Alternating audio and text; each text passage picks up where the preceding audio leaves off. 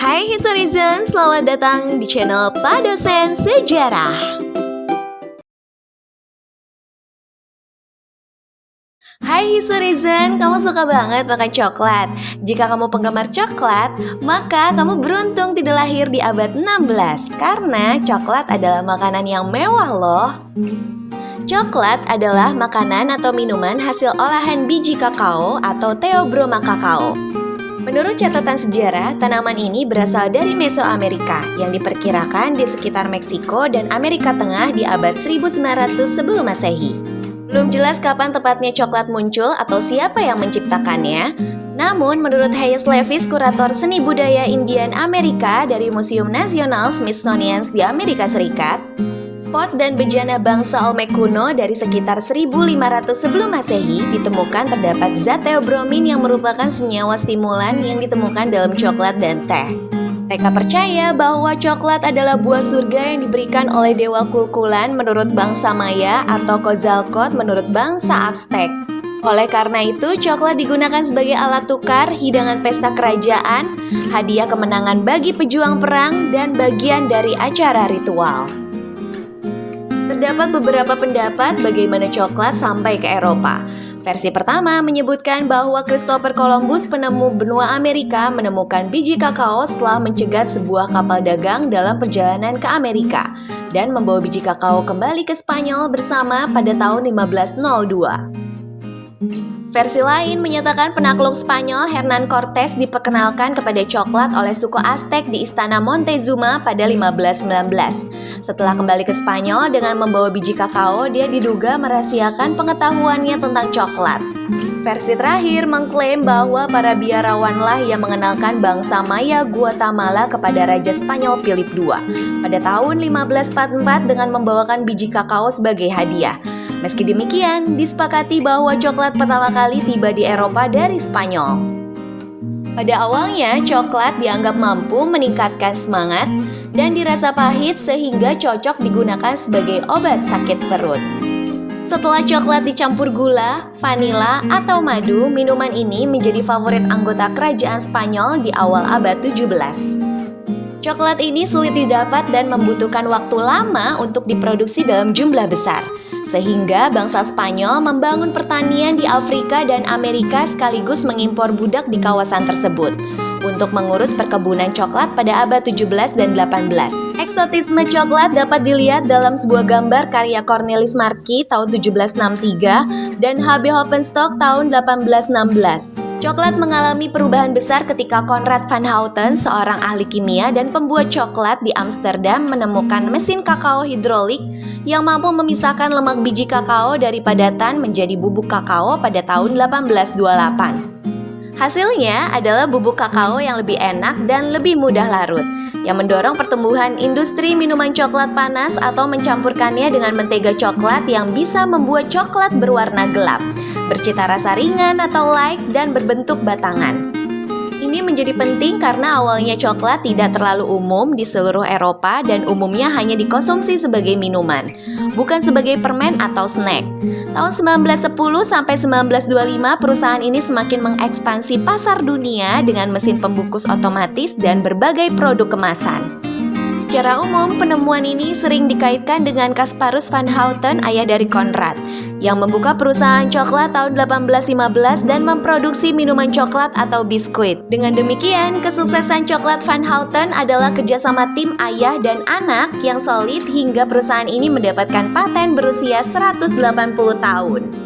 Jenis coklat semakin berkembang dengan hadirnya John Cadbury yang membeli mesin pres dari Konrad van Houten tahun 1875 dan penemuan coklat susu oleh Daniel Peter, pengusaha coklat dari Swiss. Kakao atau coklat pertama kali diperkenalkan ke Nusantara oleh bangsa Spanyol melalui negara koloninya Filipina. Namun, coklat dikembangkan secara serius pada era pemerintah Belanda di mana coklat dinyatakan termasuk benih berguna yang boleh diberikan secara gratis selama stok masih ada. Ini berdasarkan peraturan untuk tanah kebun raya Besluit tanggal 30 Juni 1868 nomor 36 Stadblad nomor 38A. Oleh karena itu, tahun 1890 didirikanlah perkebunan coklat di Bogor, Jawa Barat, di mana wanita dan pria dipekerjakan sebagaimana tampak pada foto tahun 1900. Kemudian merambah ke berbagai wilayah seperti Langsa Aceh dan Siluak Sawangan Weleri dekat Kendal, Jawa Tengah, di mana di kawasan ini didirikan pabrik untuk mengelola coklat, kapuk, dan padi pada tahun 1910. Selain itu, di Semarang juga didirikan pabrik serupa di tahun 1914 dan di Bandung pada tahun 1920. Tak jarang mandor Belanda juga turut mengawasi di perkebunan seperti yang dilakukan Walter Theodorus van Dusseldorp tahun 1920 sampai 1930. Tampaknya pertanian dan perkebunan berusaha dipahami secara serius oleh orang Belanda. Bahkan seorang misionaris Belanda bernama C. Albers yang pernah bertugas di Cianjur, Jawa Barat, menulis sebuah buku ilmu bumi yang menggunakan judul berbahasa Sunda dan memfokuskan pada bidang geografi. Menurut sebuah majalah perkebunan bernama Landbau tahun 1950, coklat menghasilkan penghasilan kotor lebih dari 500 gulden per hektar bersama dengan gula, kopi, kina, teh, dan kelapa sawit. Oleh karena itu, pemerintah kolonial tidak ragu menggunakan racun hama serangga untuk tanaman tembakau, teh, dan coklat yang bermasalah di perkebunan-perkebunan Belanda. Pemerintah Belanda juga mengembangkan perkebunan coklat hingga di Suriname. Istilah coklat dimasukkan dalam buku panduan tentang Hindia Belanda bagi para orang Barat yang akan ke Hindia Belanda. Kamus Melayu Belanda terbitan 1910 dan 1930 mengartikan coklat dalam bahasa Belanda dengan istilah chocolade. Bahkan terdapat buku panduan khusus wanita berisi 1381 resep masakan Indis yang ditulis oleh Kathenius van der Meyden tahun 1903. Minuman coklat kerap dijadikan sajian wajib beserta setrup atau limun dan bir bagi nyai.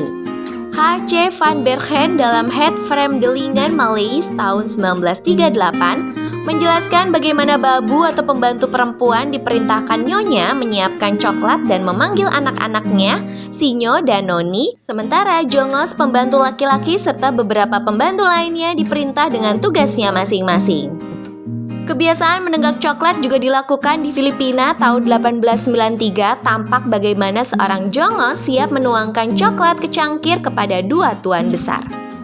Menurut koran atau majalah berniaga tahun 1930, harga coklat batangan dijual di kisaran 90 sen hingga 1 gulden untuk coklat Droste, Cadbury, dan Ringer. Sementara coklat seberat 2 pon dihargai 25 sen, coklat bermutu tinggi dengan merek Luxe ditampilkan dengan iklan model wanita yang sedang menari tradisional Jawa. Sedangkan coklat Sagen menampilkan sosok wanita mengenakan kemben yang sedang bersimpu pada sebuah koran tahun 1937. Demikian pula tampilan coklat bermerek coklat yang dikemas berwarna emas. Ada juga coklat merek Hoppies yang dikemas dalam kaleng bermotif timbul dan menampilkan perempuan yang tengah bersemedi. Menurut Fadli Rahman, sejarawan kuliner dari Universitas Pajajaran, coklat dianggap sebagai simbol status di era kolonial Belanda. Terdapat pula iklan minuman coklat bermerek Droste yang bernuansa Jawa dengan toko Petruk dan Gareng. Minuman ini diproduksi di Batavia, Semarang, Surabaya, dan Padang. Coklat batangan tidak selalu menawarkan rasa dark coklat tapi juga rasa mocha dan jeruk. Seperti yang tampak dalam promosi coklat terbaru bernama Yeast Cola buatan Amsterdam dalam Provinciale Drenthe en Asse koran tahun 1937. Coklat batangan juga dijadikan sebagai hadiah gratis untuk setiap pembelian senilai 19 sen di sebuah iklan koran The North Ooster tertanggal 31 Maret 1938. Di Indonesia, terdapat coklat yang sangat dekat dengan masyarakat Indonesia, bernama Ceres dan Silver Queen yang berasal dari Garut, Jawa Barat.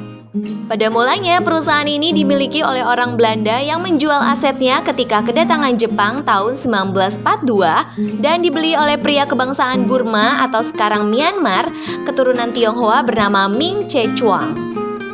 Ia kemudian mengganti nama NV Ceres menjadi perusahaan industri Ceres pada tahun 1952 dengan produk biskuit wafer Ritz.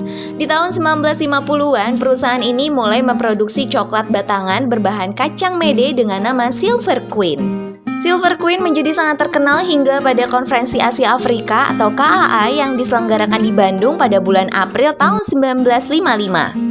Saat itu, Chuang mendapatkan pesanan dari Presiden Soekarno untuk memproduksi coklat untuk acara KAA. Hal itu membuat Chuang memindahkan perusahaannya dari Garut ke Bandung agar lebih memudahkan dalam urusan pengiriman. Konon, Presiden Soekarno sangat menyukai dan hanya mau mengkonsumsi coklat ini.